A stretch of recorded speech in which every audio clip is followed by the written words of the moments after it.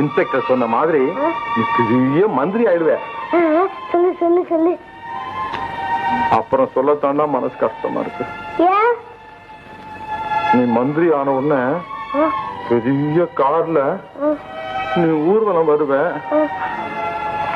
உன்னை பாக்குறதுக்காக நான் கையில ஒரு சின்ன மாலையோட தெருவோரத்துல நின்னுகிட்டு இருப்பேன்.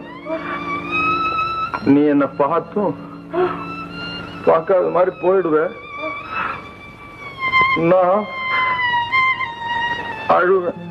நான் என்ன தெரியுமா செய்வேன்? காரை நிறுத்தி அதான் அந்த ஆளை இழுத்துட்டு வான்னு சொல்லுவேன். உடனே போய் இழுத்துட்டு வரும். அப்புறமா கூட்டம் சேர்ந்து போயிடும். அவ்வளவு பேர் உன் நடுவில் உன்னை நிறுத்தி உன் கையில இருந்து மாலையை வாங்கி உன் கழுத்திலே போட்டு இவருதான் எங்க அப்பா, நான் இந்த நிலைமைக்கு வந்து இருக்கேன், எங்க அப்பா தான் காரணம் அப்படின்னு சொல்லுவேன்.